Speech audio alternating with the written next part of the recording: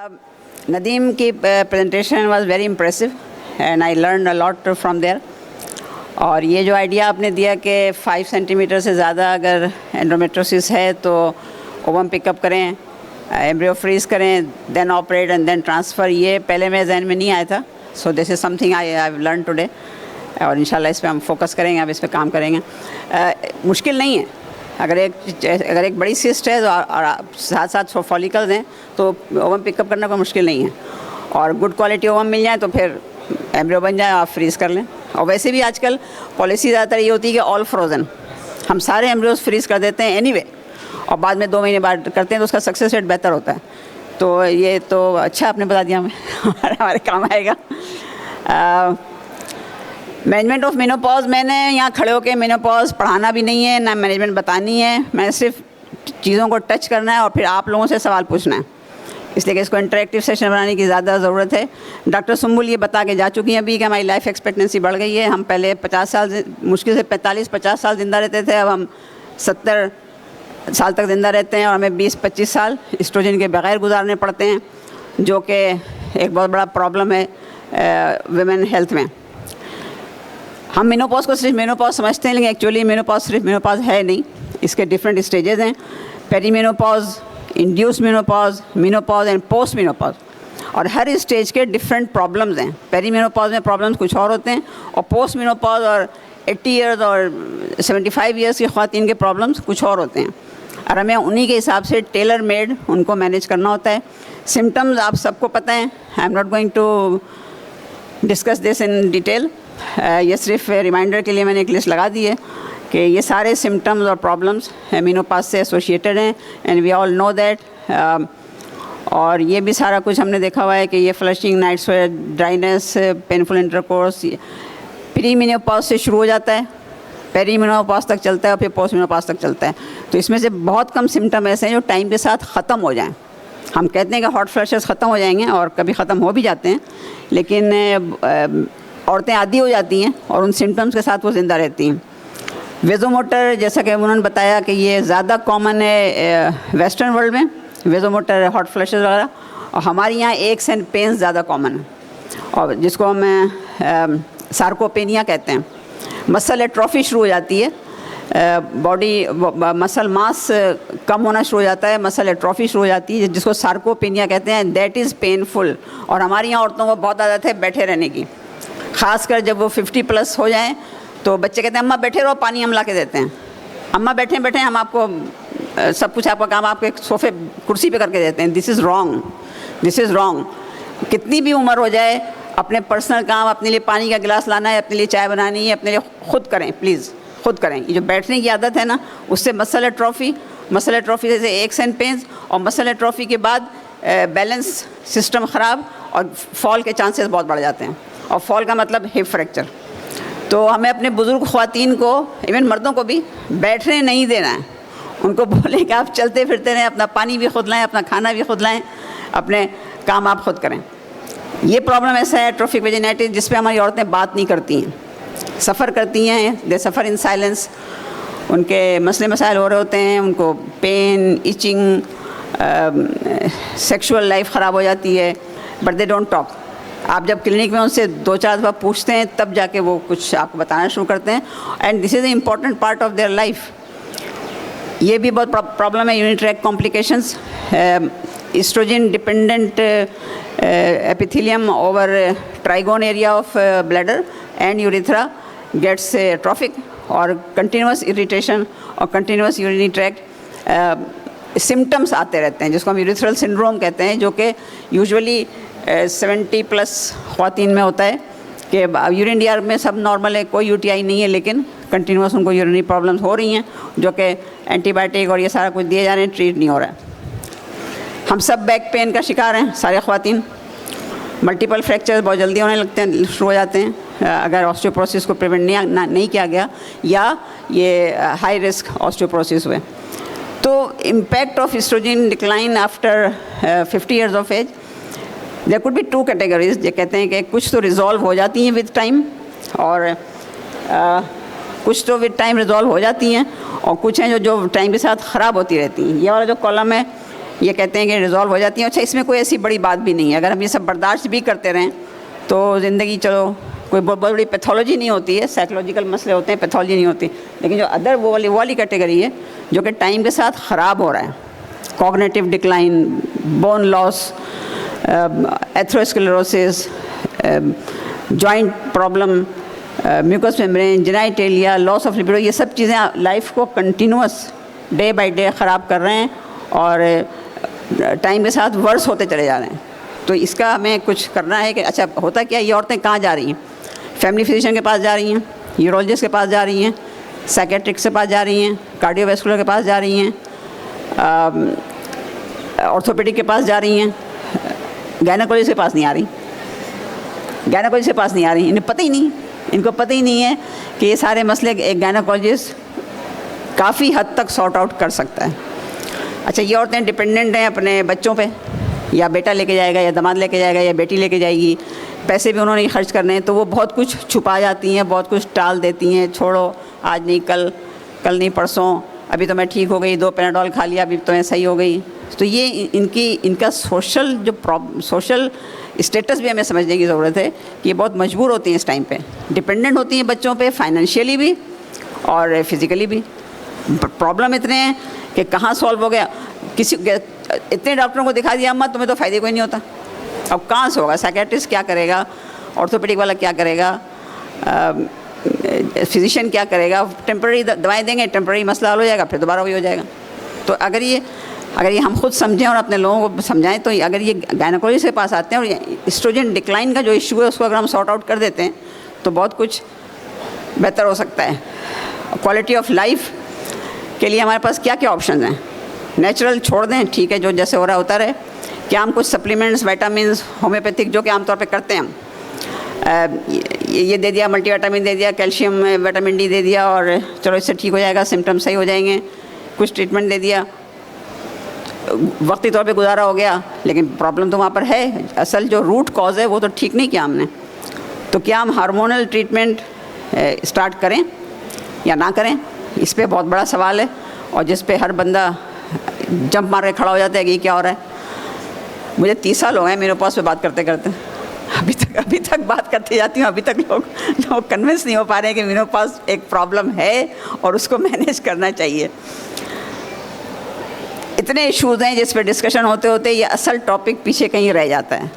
हम cardiovascular risk लेके सारे कैंसर, स्ट्रोक, इन सब चीज़ों पे बात करते करते आखिर में हम कहते हैं छोड़ो यार, कौन ये करे, पता नहीं क्या क्या रिस्क हुए। मैंने एक खातून को जो बहुत ज़्यादा मेनोपॉज के बारे में बात करती थी और HRT और फलाना धमाका, और जब काफ़ी सीनियर हो गई उन्होंने मुझसे एक दिन कुछ अपने सिम्टम डिस्कस किए, तो मैंने कहा आप HRT लेती हैं ना? कहेंगे नहीं। मैं क्यों, आप तो सबको बोलती हैं। कहेंगे वो पता नहीं कुछ हो ना जाए, मुझे डर लगता है। ओ भाई, आप सबको बोल रही हैं, आप सबको पढ़ा रही हैं और आप कह रही हैं मुझे कुछ हो ना जाए। तो ये बड़ा मसला है। If we believe it, we believe it. If we don't believe it, we don't believe it. And if you don't believe it, don't tell people to use it. And if you believe it, then tell it all. And you also should use it. मैं use करती हूँ, मैं use कर रही हूँ बहुत सालों से। And I think कि मैं आपको बताऊँ, मैंने अपना DX क्या बोन डेंसिटी कराया था बहुत पहले, ऑस्टियोपीनिया आया था। HRT में हूँ बहुत सालों से, फिर अभी पिछले 2-3 साल पहले मैं किसी वजह से दोबारा कराया, तो आई वॉज एक्सपेक्टिंग कि ऑस्टियोपीनिया आएगा, ऑस्टियोपोरोसिस आएगा, ये वो।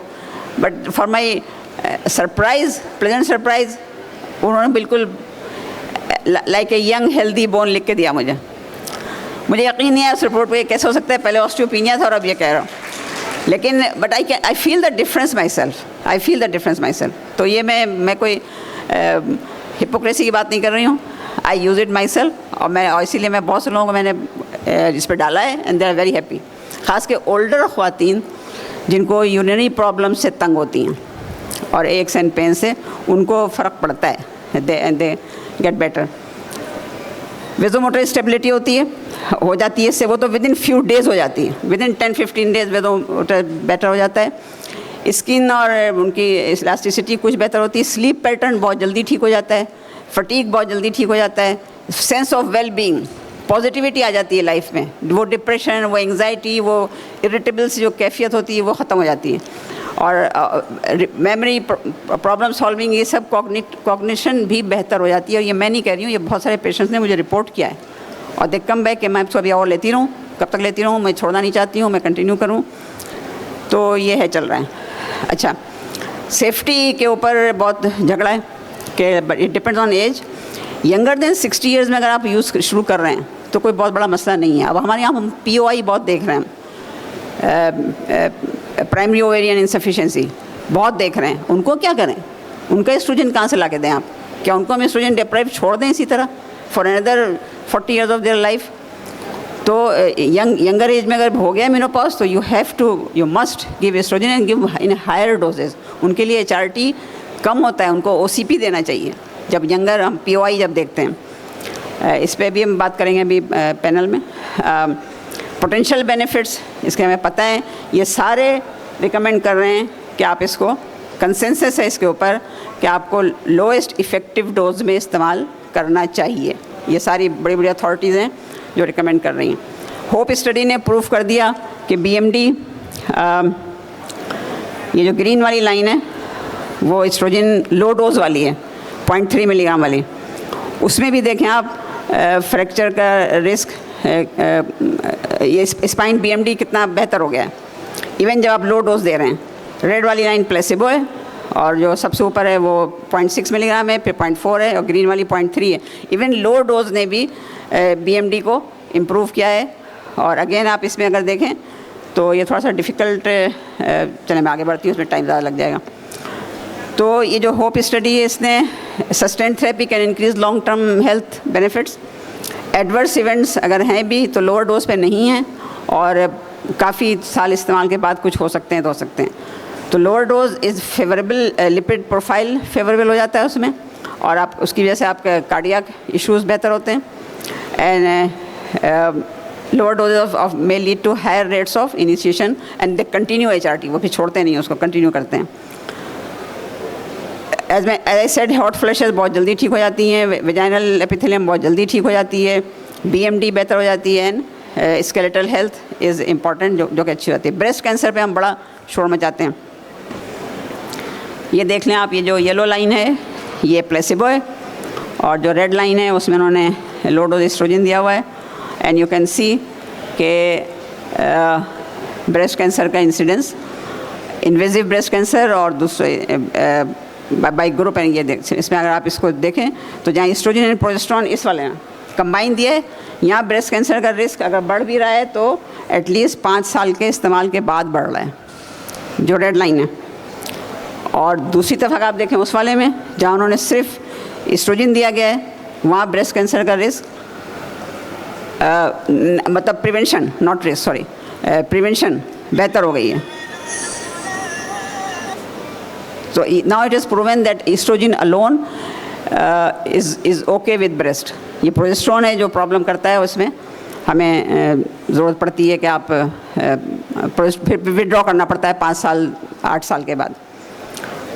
सो low dose versus high dose में हम हमारी एशियन पॉपुलेशन में अच्छी बात यह कि हम लो डोज पे अच्छा रिस्पॉन्ड कर देते हैं, हमें हाई डोज की ज़रूरत नहीं है। It has been seen in Asian studies कि आप इंटरनेशनल मेनोपॉज सोसाइटी ने भी किया है, उन्होंने दे हैव शोन कि हमें low dose oestrogen should be good enough for us. Inclusion criteria हमारे पास ये natural menopause, surgical menopause, premature menopause and the women who is demanding HRT। कुछ पढ़ी लिखी ख़वातीन आ जाती हैं जिनको पता होता है, तो हमें उनको मना नहीं करना चाहिए, उनको ज़्यादा ज़्यादा रिस्क एंड बेनिफिट बता के, और स्पेशली फिर जो लोग ऑस्टियोपोरोसिस और हाइपरकोलेस्टेरोलेमिया के हैं उनको हमें देना चाहिए। ये एक्सक्लूजन क्राइटेरिया हैं, ऑफ कोर्स हमें इन पेशेंट्स को हम नहीं देंगे, इनको ज़रूरत भी नहीं है। So thank you very much about this. अब मेरा काम ख़त्म, आपका काम शुरू। पढ़ें, क्या करना है इनको, मुझे जवाब चाहिए ऑडियंस से, अब मैंने नहीं बोलना है इसके ऊपर। 50 years old lady, para 0+5, obese, irregular, painful, light periods, mood swings, disturbed sleep. These are the complaints. वो irregular period लेके आई थी, आपने थोड़ा आगे सवाल किया तो उसने mood swing का ही बताया, sleep का ही बताया, comorbid कोई नहीं है। Is she a candidate for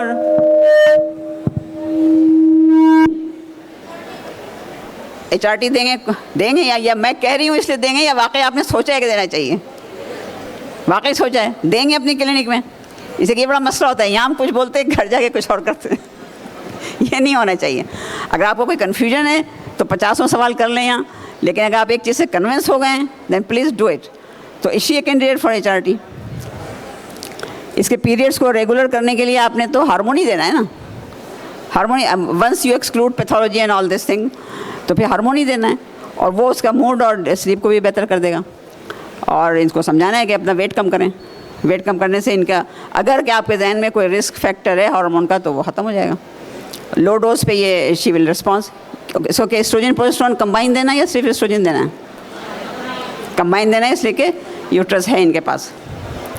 60 years old lady, 10 years menopause, urgency recurrent urinary infection, dysuria, backache, dyspareunia, postcoital PV spotting। Ji, local oestrogen अव्वल तो मिलती नहीं है, मिलती नहीं है, बहुत मुश्किलों से कहीं कहीं मिलती है, उन्होंने बताया मिलती नहीं है। और लोकल ने क्या करना है? लोकल ने तो वेजाइनल एपिथेलियम को इम्प्रूव करना है, तो उससे डिस्प्रोनिया ठीक हो जाएगा, फाइन। लेकिन पोस्ट क्वार्टल PV स्पॉटिंग भी तो है, ये कहाँ से हो रहा है? पहले तो यहाँ पैथोलॉजी एक्सक्लूड करना है ना, vaginal pathology, cervical pathology, uterine pathology. Uterine तो नहीं, पोस्ट क्वार्टल है, वेजाइनल एंड सर्वाइकल पैथोलॉजी, ये एक्सक्लूड करेंगे, उसके बाद हम आगे बढ़ेंगे।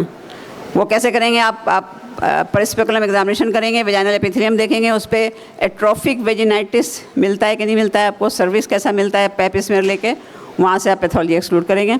You may want to do biopsy on cervix, लेकिन उसके बाद अगर रेड इन्फ्लेम्ड वेजाइना या बिल्कुल atrophic vagina with red spots on it, that is atrophic vagina, तो फिर लोकल क्रीम विल हेल्प। लेकिन वह मसला है कि लोकल क्रीम मिलती नहीं। यूरिनरी इन्फेक्शन, यूरिनरी जो प्रॉब्लम हो रही है बार बार, वो लोकल से कभी ठीक होगी नहीं होगी। हमारे यहाँ चूँकि मिलती नहीं है, आपको टेलर मेड करना है अवेलेबल चीज़ों के साथ, तो इसको भी फिर मतलब I would start on oral. और यूट्रस है इसका, तो ऑफ कोर्स इसको मैं कंबाइन दूंगी एस्ट्रोजन प्रोजेस्टेरोन। प्रॉब्लम ये है कि वो बोली कि मुझे नहीं चाहिए पीरियड, 60 साल मेरी उम्र हो गई है, 10 साल से मुझे पीरियड नहीं आ रहा है, अभी क्या मुसीबत है, मुझे पीरियड नहीं चाहिए, तो क्या करना है?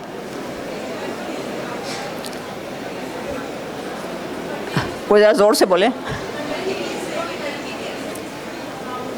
आप। लेकिन आप एस्ट्रोजन देंगे तो एंडोमेट्रियम तो करेगा ना ग्रो, अभी नहीं, 2, 4, 6 महीने बाद तो करेगा वो। तो इनको मुझे समझाने की ज़रूरत है कि देखो पीरियड हर महीने नहीं, हर 3 महीने पे हो जाए, 4 महीने पे हो जाए तो खैर है।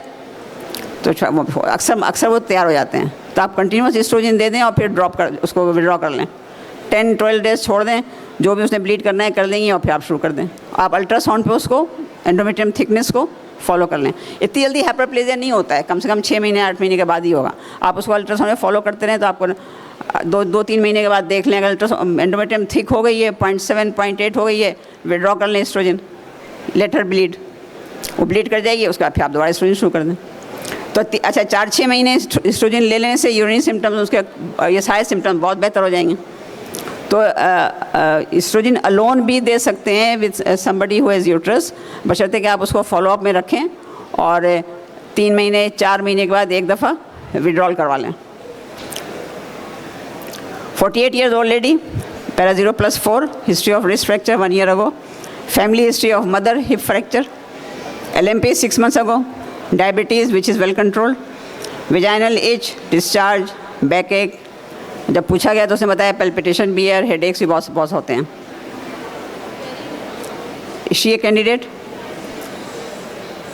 मेनोपॉज की डेफिनेशन में तो नहीं आई, उसको तो 1 साल की डेफिनेशन होता है, ये 6 months है तो पेरीमेनोपॉज है। Is this the right time to start? Is she a candidate? She is a high risk for osteoporosis. इसको ऑलरेडी osteoporosis है, इसका अपना रिस्क फ्रैक्चर हो चुका है। Is she a candidate? Definitely she is a candidate. और perimenopause is the best time, इसको window of opportunity कहते हैं। Perimenopause is the best time to start HRT, ये specially for atherosclerosis, for cardiac events. आप अगर 65-70 के बाद शुरू करते हैं तो आपने वो विंडो ऑफ अपॉर्चुनिटी को मिस कर दिया। अब कार्डियक एथेरोस्क्लेरोसिस पे कोई ख़ास पॉजिटिव इफेक्ट नहीं आने वाला, लेकिन ऑस्टियोपोरोसिस का ये है कि वो हॉल्ट हो जाएगी। ऑस्टियोपोरोसिस से रिवर्स नहीं होती, लेकिन आप उसको प्रोग्रेस होने से रोक सकते हैं। 40 years old lady, THBS, so 2 months ago, hot flushes, sleepless and depression. She is definitely a candidate for ERT, oestrogen alone, progesterone की ज़रूरत नहीं है। एस्ट्रोजन बल्कि जब इसका हिस्टेक्टमी हुई थी तो 1 हफ्ते बाद ही शुरू कर देना चाहिए था। जैसे इसको हॉट फ्लैशेस शुरू होते हैं, आप जैसे ये THBS को करते हैं, विदिन 3-4 डेज उनको हॉट फ्लैशेस और डिप्रेशन वाला शुरू हो जाती है, तो वहीं से शुरू कर देना चाहिए। Low dose. 70-year-old, hypertensive and diabetic, both well controlled.